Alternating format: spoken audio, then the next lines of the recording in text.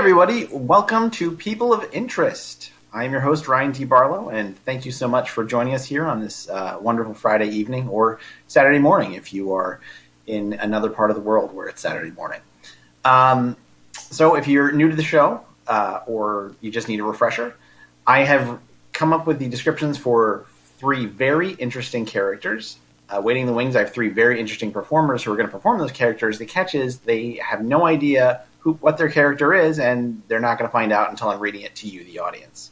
And so who are those interesting people, performers that I just mentioned? Well, we've got the lovely Aubrie Williams, the dedicated Kristie, and the also dedicated Danielle Klaiman, who I apologize, I misspelled her name, and I did not come up with a second, let's say devastating Danielle Klaiman. And also, as a fun treat for everyone, unfortunately, Neil Bardhan, who usually reads the news for us, couldn't join us tonight. And so the original reader of People of Interest, if you've been a fan of the show since it was live, Jessica Barlow will be reading the news tonight, which is a very fun treat for everybody. So those are what those people will look like when you eventually see them. And now we're going to get started with the show. So thanks again, everybody, for coming. And, of course, before we get started, here are today's headlines.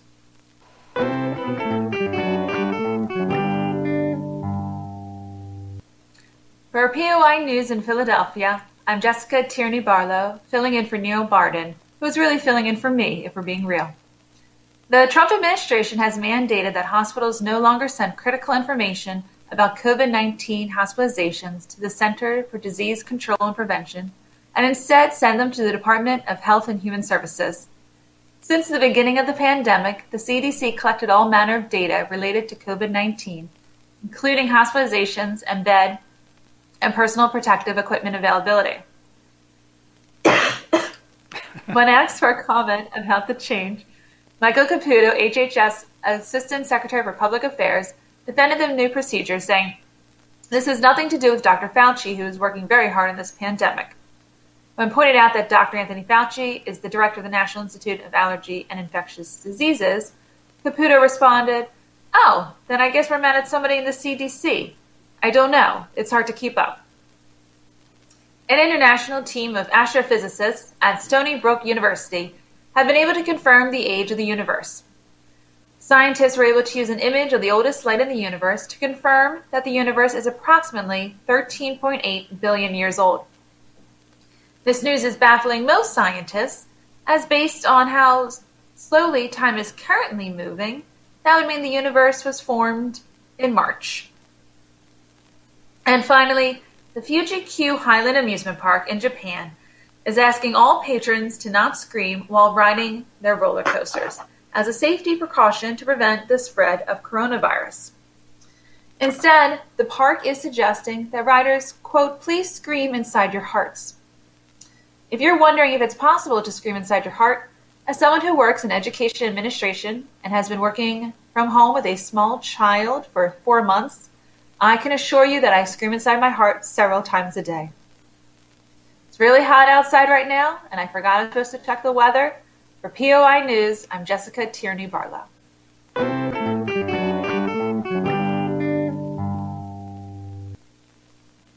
Walt Disney World supports People of Interest and is proud to announce that we have reopened despite the fact that we're located in Florida, which is a hotbed of coronavirus right now.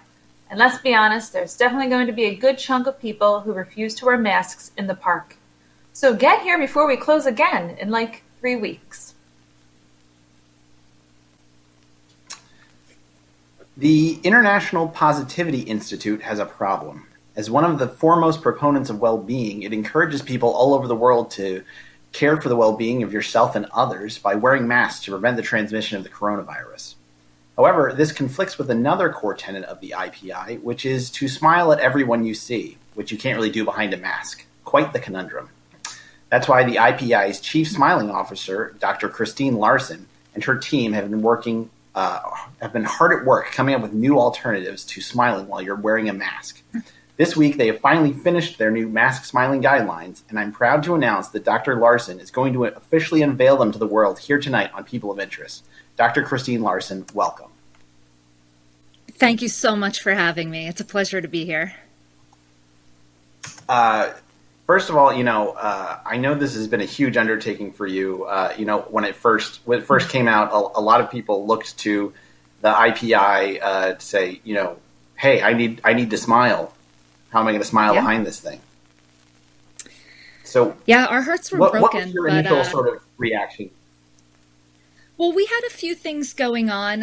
The initial reaction was to actually print a picture of our own smile on our masks. And it worked for a while, but it seemed a little not genuine to people. So, and we can't be known as not genuine. Like, our smiles are very genuine. So we have a rule. We always wear our masks, but one of the top contenders for how we'll overcome this problem is that we're just going to pull our masks down, stay very far away, smile, no teeth. Okay. No teeth. Yeah. So that's one of them, but I understand that you've come up with something for every situation. Yes. Yes, you can also do one of these, like you just in front of your face with your hands, so your hands are smiling, smizing. That's one. Yeah, people interpret smiles in different ways, so we have to give every person what they want here. And we have to make sure it's genuine, from the heart. So it's an interesting point you bring up. Like, how did you do the research? I mean, did you have a lot of focus groups, surveys? How did you, get into the heart of what constitutes a smile to everyone? We did. We reached out to every Facebook user, and I personally messaged each and every single one of them. Some of them engaged, some didn't, so we had to go a little further. And then I would just walk around town with a mask on, very politely. My mask with my actual smile printed on it, so people were more eager to come up to me and engage in a conversation. So between those two, we got tens of thousands of people to answer us. And I feel like that's enough right now. We'll take what we can get. It's a global pandemic. Right. So now it sounds like a lot of your research was done sort of locally, but you are the International Positivity Institute.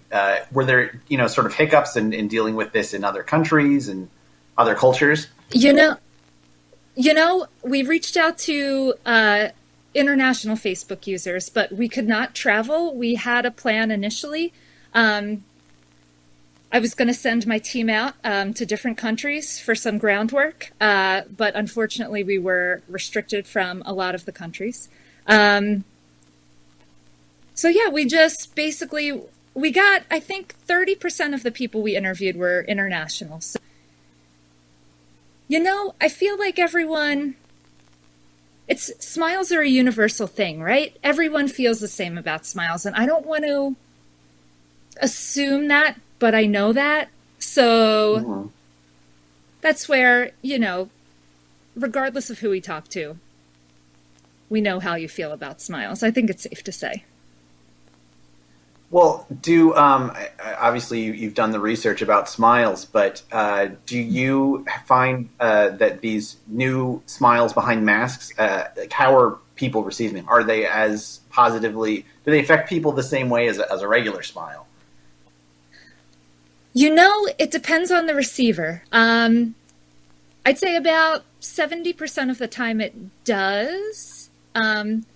Because what I like to do is I like to do one of these, and a lot of people on my team like to do one of these, so you really know to lock in, and then you can see in my facial expressions that I'm smiling. Do you recommend any particular kind of mask, aside from one with your smile printed on it? Do you favor like maybe a smaller size mask, or, is it better so it can kind of pull more? Actually, I didn't want to say this off the bat, but one of our biggest breakthroughs is, remember when high schools made you carry the clear backpacks? So we're doing that with masks, so you can just see right through there. Boom. Yeah.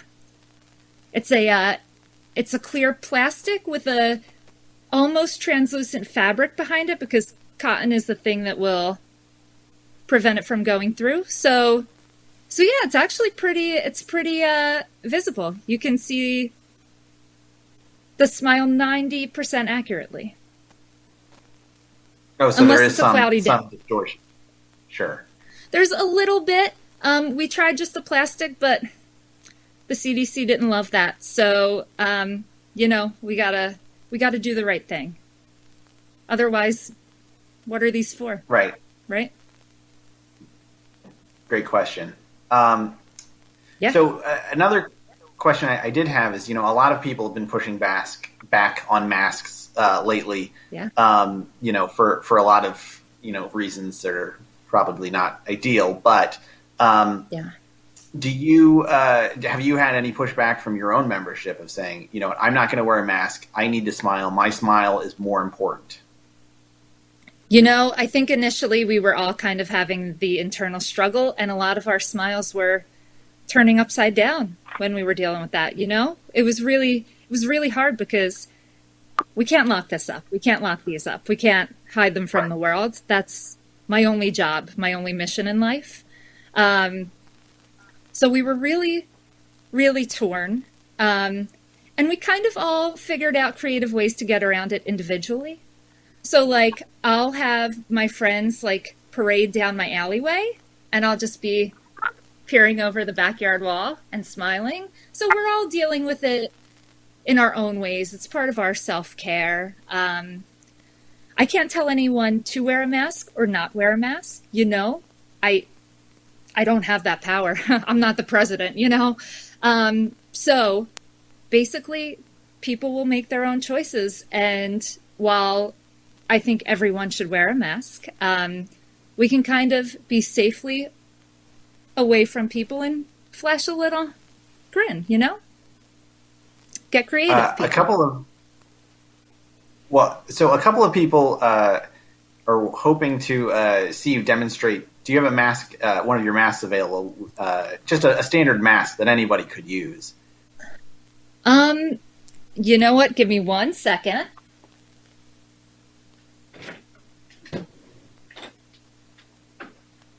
Still here. Okay. Found one. I assume you probably have, a few for practice, Yeah, this is my rehearsal mask. So, it's actually, I have it. I don't want to say booby trapped, but I have it kind of fastened together in a way that does not allow for easy off. So does that help with smiling? That you have a very specific setup, so it you can put it on just so. So yeah, what I like to do is I like to kind of, I have these extra pieces on here, so I can just kind of do. See, I have extenders, you see here? And then I just do a little, and then back on. It's right. I'm a little rusty, so, but yeah. Sure. Yeah. Another way is just do a little one of these, and then quick on. Yeah. Sure. Or just, you can kind of just do a few feet away from your face, and then back. Yeah. And these are, and you've checked with the CDC that these are acceptable? As long as you're 6 feet away from the person, yes, they are acceptable. They did agree with all of this, yes. Oh, great. I will go on the books. Yeah. Got the green light, So, I guess a couple of audience members have been asking about, so the IPI, you got to smile all the time. Apparently, they've said that a couple of people have been experimenting with frowning under their masks. How do you respond to that? I mean, if you're frowning but nobody can see it, but you're still kind of frowning. I can tell. I can spot it a mile away. And if any of my team members are doing it, immediately fired. Oh. Yeah. Not giving them much of a reason to smile after frowning. Well, they weren't smiling in the first place, and it's our cardinal rule, So, is it easier, I guess, I mean, obviously you can tell when people are smiling even through their masks, but is it easier for you to go about your days in the world where, I'd say probably most people aren't smiling all the time. So now you're seeing less frowns when you're out and about. That does make it easier for me, yes. I don't like to accept frowns. I don't like to accept sadness. I just kind of like to one volume all the time, That's my job. So it helps me personally not being able to see it. But I know, and I usually just do a little pivot and just smile internally, right. Smile externally, move on. So, we're almost about out of time here. Do you have any, final suggestions for anybody who is struggling with smiling right now? It's just, I have, those little things that you squeeze with your hands. I have one that I can't, it's too complicated, but I have one that helps with my muscles, and it sits right here, and it bulks up your smiling muscles. So even if you don't have that fancy technology like myself, you can just do like a few, it's like push-ups. It's a muscle. A smile is a muscle that your heart makes. And you just kind of have to work on it constantly. And you build it up, So it's more of a muscle memory thing than, so even if you're sad or depressed, as long as your muscles are forming a smile, that's all that matters. Fake it till you make it. Okay, well, that's what Dr. Kristie, and that keeps them from getting fired, I guess. Yeah. Dr. Christine Larson, thank you so much for being here. Thank you, Ryan. Thank you for having me.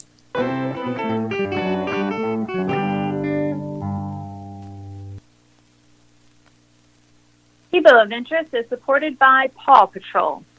Paw Patrol is a cartoon about a small coastal town whose entire municipal services are provided by 6 puppies and a 10-year-old boy who leads them, and then they literally divert the entire team to find a young boy's missing tooth. Like, can you imagine if all of the emergency services, streets department, construction crews, air rescue, and Coast Guard of your city or town all stopped what they were doing to find a 5-year-old's first loose tooth? And imagine if this happened every morning at 6 a.m. while a 3-year-old jumps on you and yells in your face. Oh, maybe I've said too much.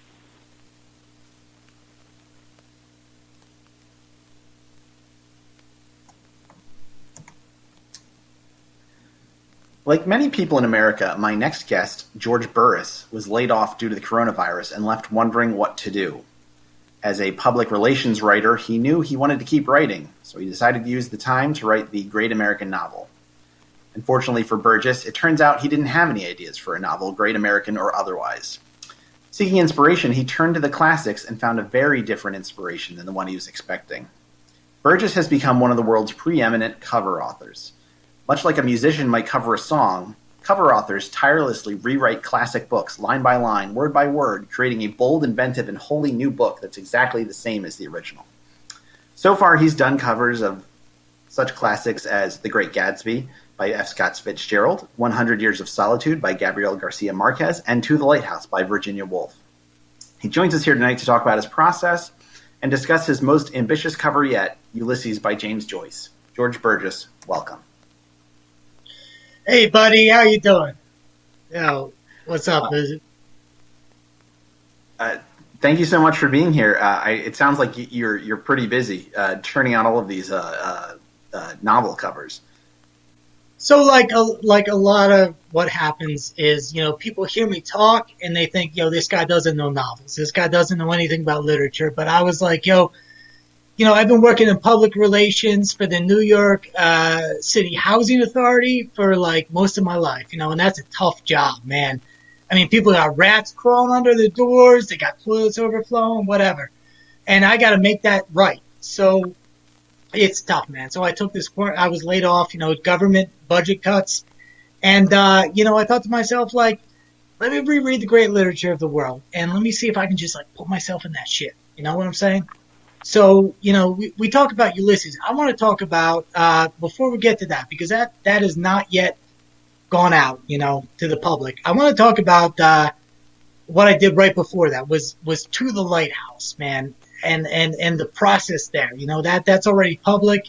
I can say some things about that. So let's talk about that, yo. It was very exciting, sort of reading it through, your lens. Virginia Woolf obviously is one of the greatest authors of all time. And, sort of the lens you brought to it is very interesting. What was your mindset when you were writing it? So we got to start off with one thing first. Virginia Woolf was a hottie, all right? You see those pictures of her looking all dour with the long face and et cetera, et cetera. Photography back in the early 20th century was not too good. She was a fucking hottie, and you had to be with her in her presence to really absorb what was hot about her. It was the sexiness of the mind. You know what I'm saying? Like, that's a big thing, right? So the way I wrote To the Lighthouse, right? I mean, there's this whole thing about the lighthouse, et cetera, et cetera. I actually swam to a lighthouse. Where? So it was off the coast of North Carolina. There's this little lighthouse, all decrepit and shit. So like I thought to myself, I'm gonna rewrite this fucking book. I'm gonna do it well. So I dived off the coast of North Carolina. I swam out there myself in the ocean waves, and they come like really strong when you're first going in the ocean. After that, it's all calm, nothing to worry about.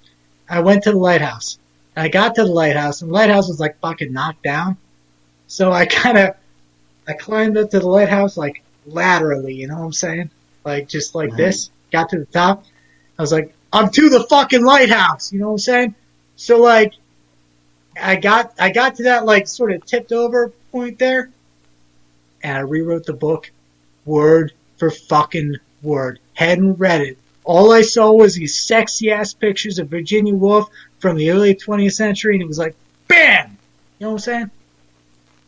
So you'd never read To the Lighthouse prior to rewriting it?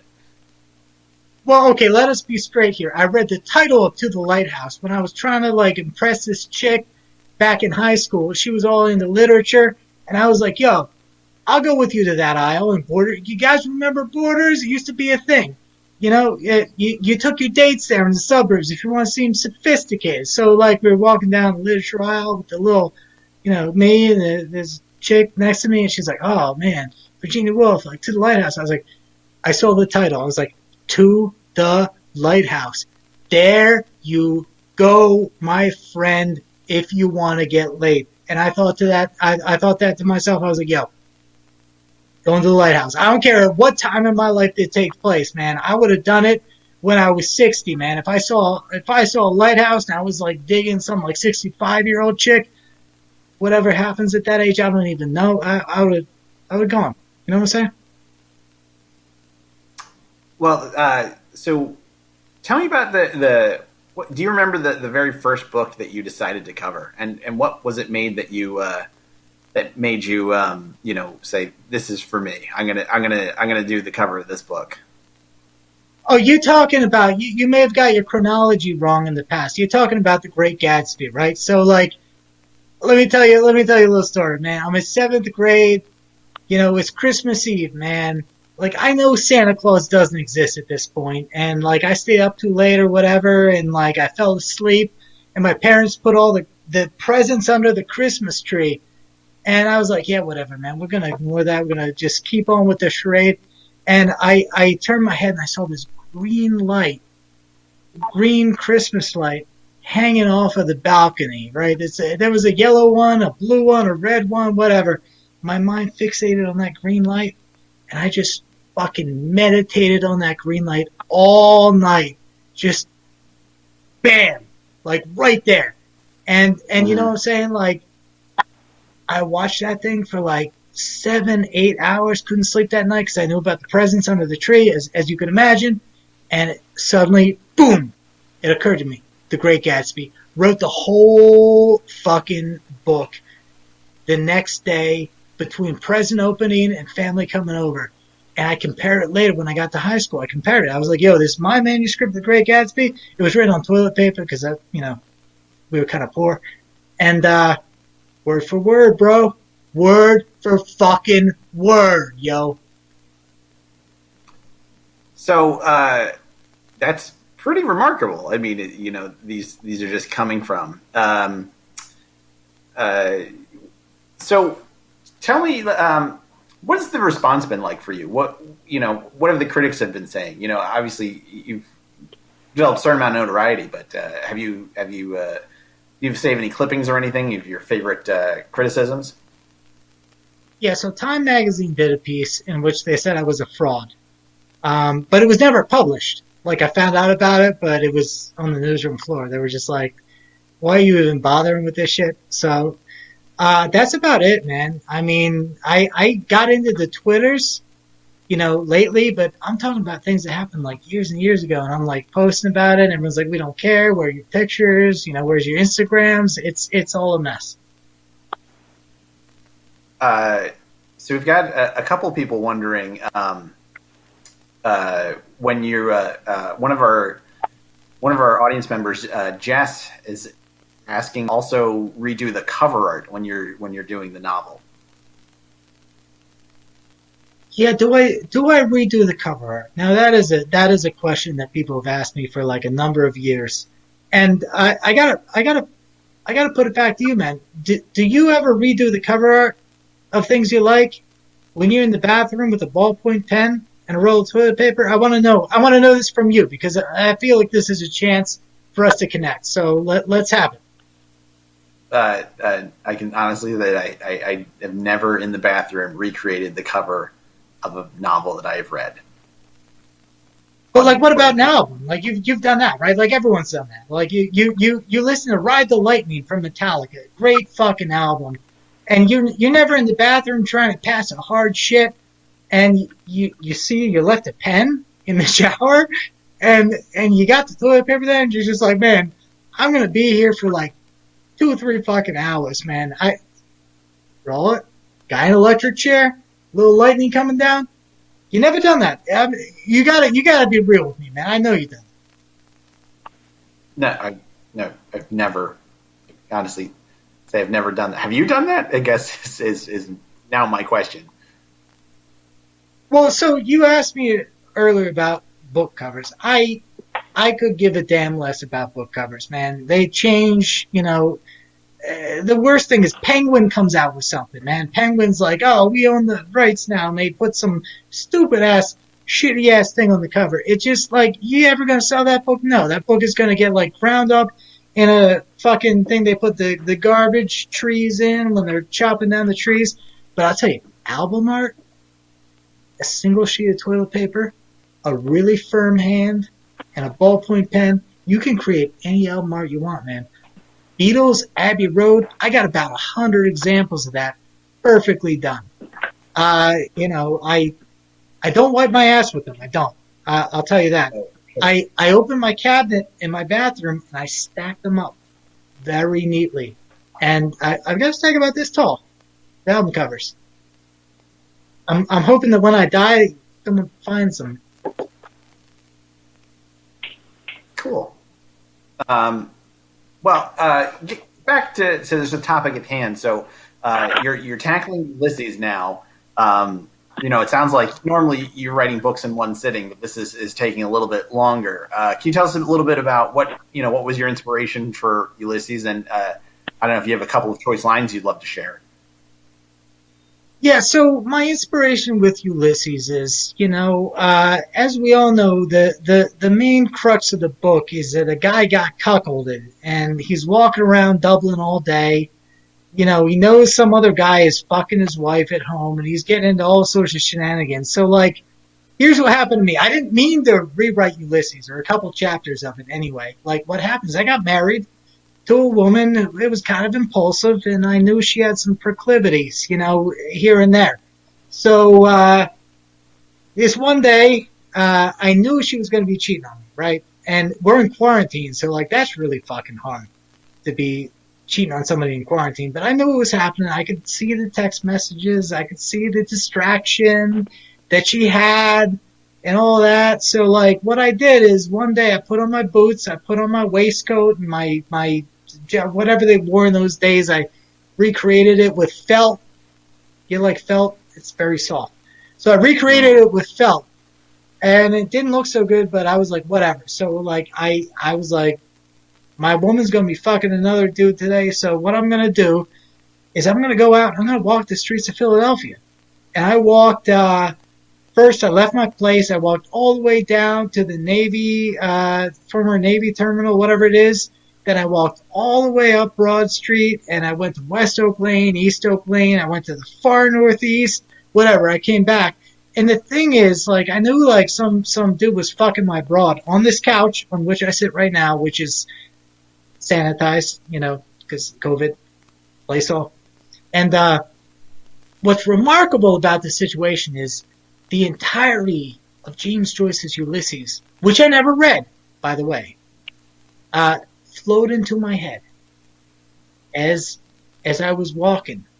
And I wrote it all down on toilet paper like I do with a ballpoint pen, because you use a pencil, you fuck it up. Use a marker, you fuck it up. Use a fountain pen. Jesus Christ, don't even start me on that shit. So I wrote it down all in a ballpoint pen over the course of the last, I guess it was 2 months. You know, quarantine is very long. I do not remember these things. I compare it to the original text. Spot fucking on, my dude. Spot on. Well, that's, you know, remarkable that your life seems to be mirroring these books in such strange and interesting ways. You know, I think sometimes that, like, Shiva chose me for something, you know? So we have one final question for you, and it's from the audience, and it's from an audience member named Wendy, and she's wondering if you take requests. Specifically, she's hoping for a cover of Steinbeck's The Grapes of Wrath. Oh, yeah, I do take requests, man. All you need to do is you need to tell me the title. First thing I'm going to do is I'm going to go to the supermarket and I'm going to buy some expired grapes. And then I'm going to, like, go on the internet. I'm going to find out why those grapes were expired. Then I'm going to go on the internet. I'm going to find out who picked those grapes. Then I'm going to go on the internet and I'm going to find out where those families came from. And I'm going to go down a whole mad wormhole. But I'm really not going to do that, yo. I'm telling you that right now. It's a bunch of bullshit. I'm going to eat one expired grape and I'm just going to be like, bam! Grapes of fucking wrath, yo. Yep, I'm pretty sure that's how the book went. Well, George Burgess, thank you so much for being here. Namaste toodaloo, my friends.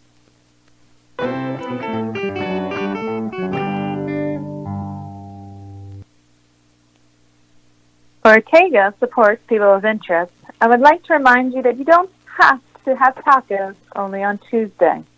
We know it's fun to say Taco Tuesday, but you can literally make tacos any night of the week. So have a Taco Monday or Taco Wednesday next week. No, never mind. That just sounds wrong.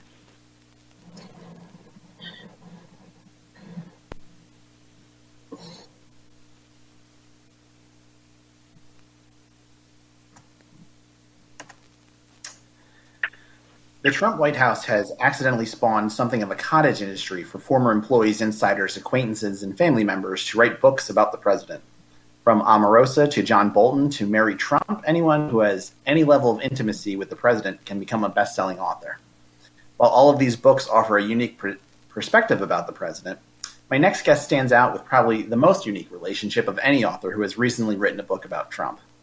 A Big Loud Mess by Kelly Katz is the harrowing story of how Katz once ate in a restaurant at the same time as Donald Trump in 2012. Despite only being in the same restaurant as him for a few hours, not sitting all that near to him, and not significantly interacting with him in any way, Katz has turned out 250 pages of perhaps the hottest Trump tell-all on the market. Katz joins us here as her book enjoys its 25th consecutive week at the top of the New York Times bestseller list. Kelly Katz, welcome. Thank you so much for having me. Can you hear me? Yes, I can hear you. Can you hear me? Okay, great. So, I'm ready. can you take us back to that night? I mean, I know a lot of it's covered in your book, but for the audience who haven't gotten to read it yet, just give us a taste. Sure. Yes, of course. So I was eating actually at Katz Deli. That is a little known fact because my name is Katz. It gets kind of mixed up in the translation or, the telling, but it was at Katz's Deli. And you know what I knew was wrong at the start was that he said, no pickle. Like no dills at all. There's something wrong with that. So I observed a little further and I saw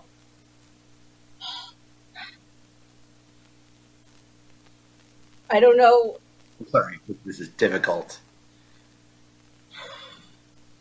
He asked for mayonnaise on his corned beef special instead of Russian dressing, which you would think he would want because of the Russia collusion. I guess he's if he.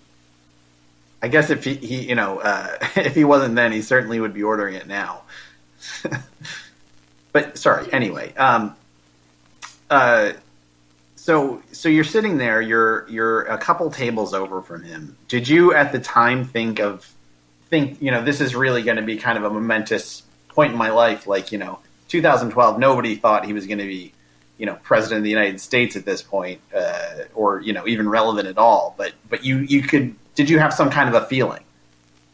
I had a feeling of disgust is what I had, actually. Being a lifelong New Yorker, I know that his family is just racist. I'll just say it.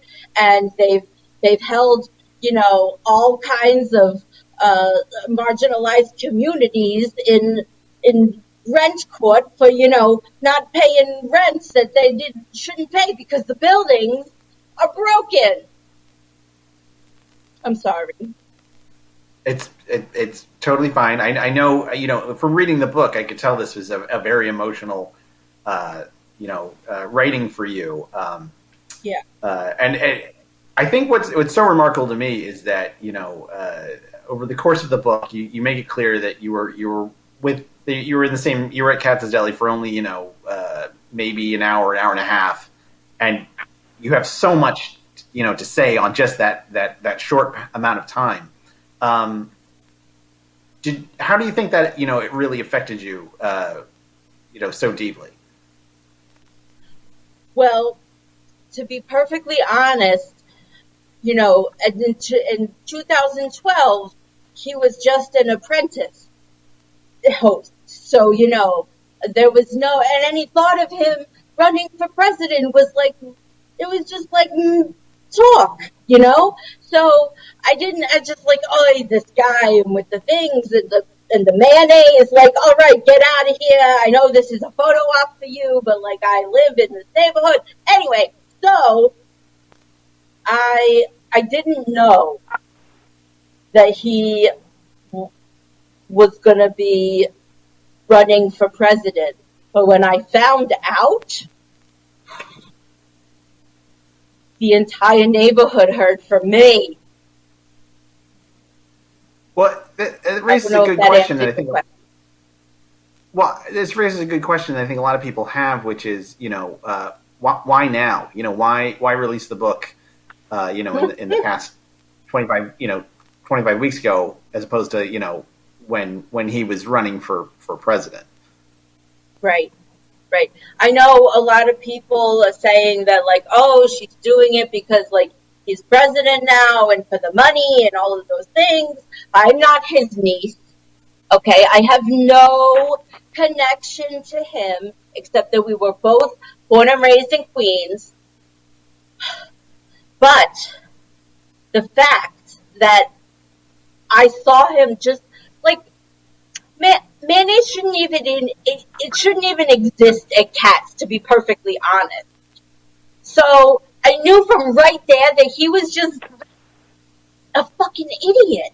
I'm sorry. I don't mean to use profanity, but good gracious. I'm sorry. Did I answer your question? I probably didn't. Yes. Why now? No. Why now? Yes. Is that what it was? Right. Yes. So now, because the world is coming to an end. I mean, this is end times. There is so much social justice happening and rise ups from the communities that need it the most. There's all of this, this tumult from the virus and everything, and I just needed people to know, people who might be on the fence, like, oh, this is a good guy, this is a bad guy. No, he put mayonnaise on corned beef. For what? Come on. I think one of the things that makes your book so enjoyable is how much you sort of flesh out everything that's happening, in this encounter, and you spend a lot of time talking about the person you were having lunch with. I think you called her Rachel. I'm not sure if that's her real name, but there were. I thought there was some. It almost seemed as awful to her as it was to Trump. If that's okay with me saying that. Oh, well, okay. So I know the person you're talking about is Rachel Semigran. I remember the last time that we spoke, she had just eloped to England with her fiance. She didn't invite me to the wedding. I remember being very upset about it. So, but back in 2012, we were just watching John Cusack movies. Me and Rachel, and then that day happened, and it was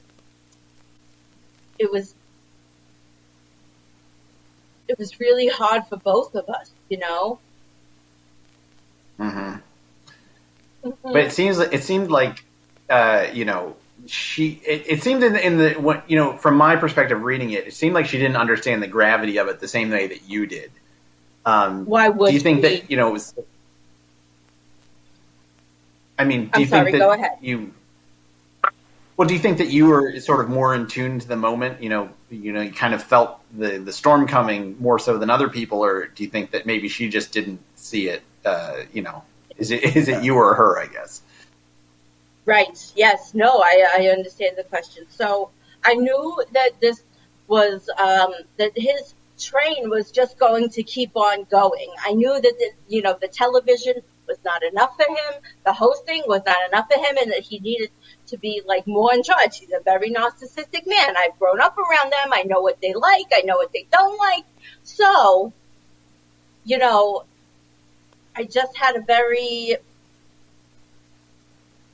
almost cosmic feeling about him running for president. And her and I got into an argument because she said, oh, he's just the host of The Apprentice. He likes to, be all gaudy and a jerk, but it's just him on TV. But I knew different as soon as I saw him in person. Now, I've been sort of waiting to bring this up because I know it's probably pretty emotional for you, but Trump has gone after you on Twitter repeatedly. And you haven't responded. You've taken sort of the high road here.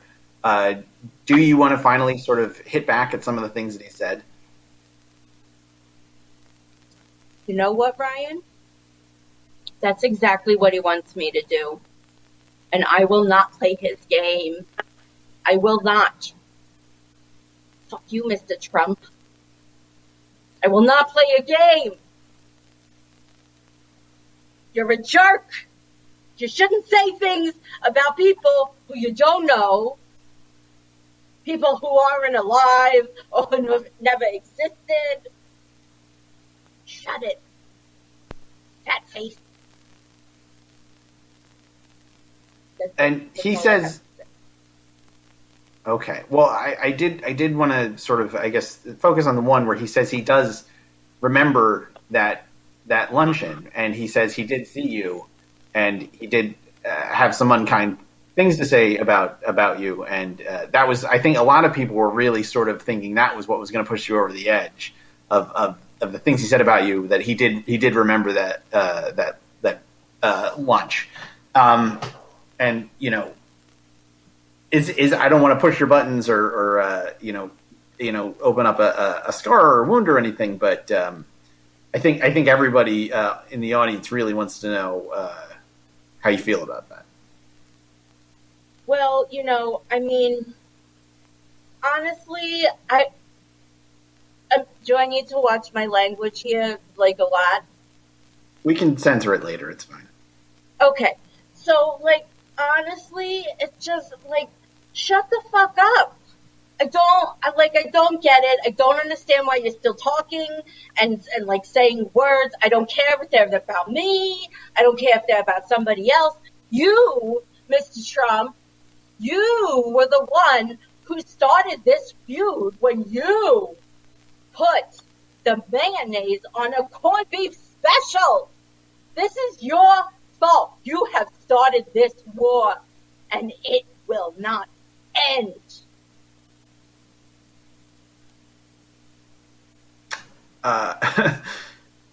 The war won't end, or it just won't end well? No, it's not ending. Because you know what? Oh. When he's gone, I'm going to keep making his family feel the way that he's made me feel. It's not over when he's dead. I shouldn't say things like that. I'm sorry, that's illegal.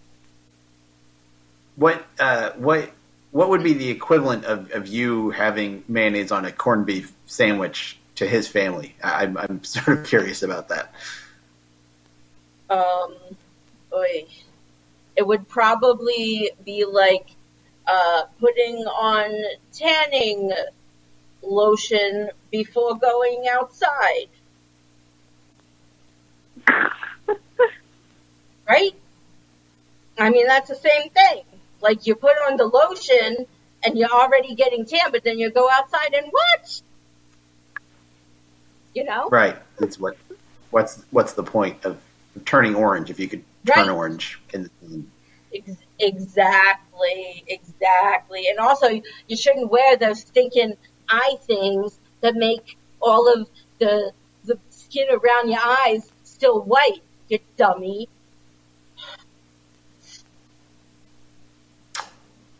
Well, we're just about out of time, so I know that voting is very important to you, and part of what your what your book was kind of focused on. So I was wondering if you had any final words for the voters of America. Look, the voters need to know that this is not a game, okay? This is not just Parcheesi, a Pictionary, some kind of trouble, but we are in trouble. We are. And you know what? You need to get out and vote in order to get us out of trouble. I know that, Biden is not the most exciting thing in the world, and but he's not Trump. I bet he doesn't put mayonnaise on his corned beef specials. So go out, vote. If you're not registered yet, you go to my website. I'm sure that you'll find it. Just Google me and sign up, register. Whatever city and state you are in, we need all of you. And we need everyone to not put mayonnaise on their corned beef special. Well, of course. I mean, that's Ryan. You know what? It should go without saying. It should go without saying here in America. But I had to say it. Thank you for letting me. Thank you for being here, and we really appreciate you. Appreciate you having me. Thank you so much.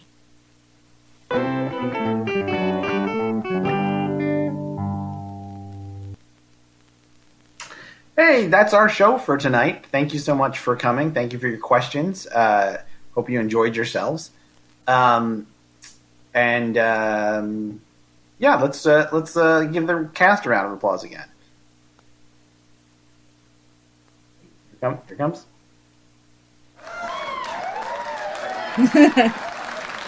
That is live. That is live audience sound. Yeah, got your mask. Wear your mask.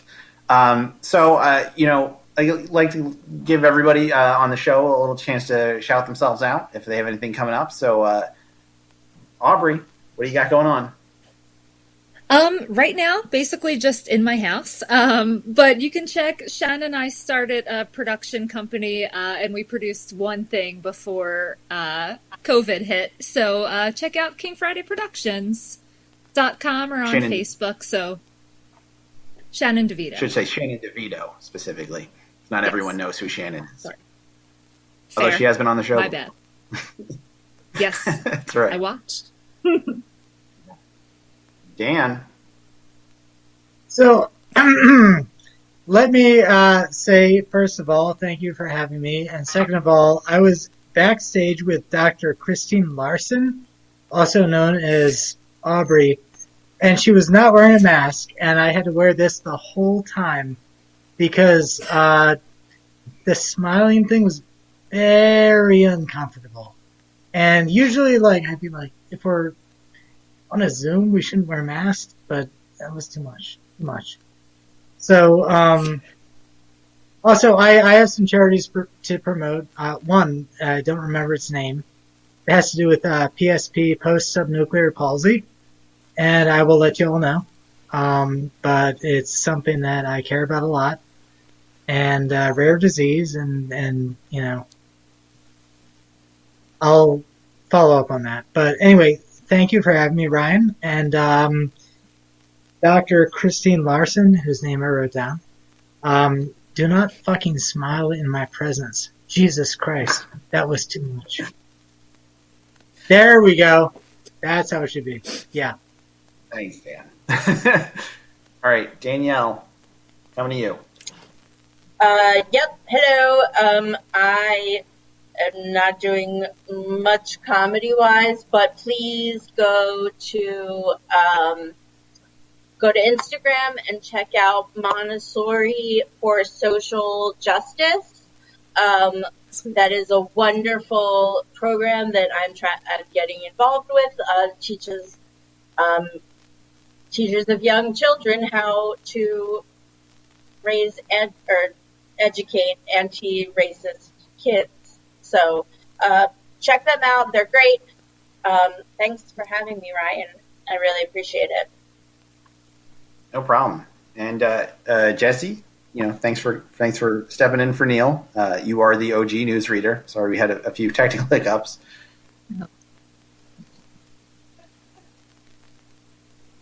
Yes, I think you're using all the Wi-Fi downstairs, Ryan. Take it away from me. You're closer to the router.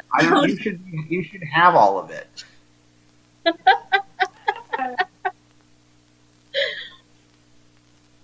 Jesse, are you using a desktop from your college days that you repurposed for wireless communication?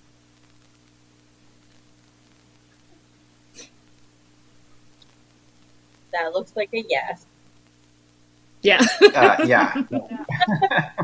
All right. Well, more issues there. So, thanks everybody for coming. And of course, I need to give a shout out to TAT Communications. Here comes the logo.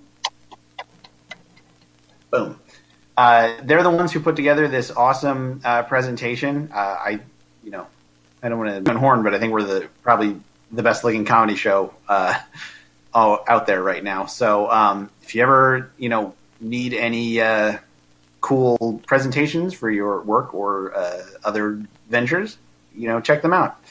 And I do just want to answer one quick question, which is Declan is at his grandmother.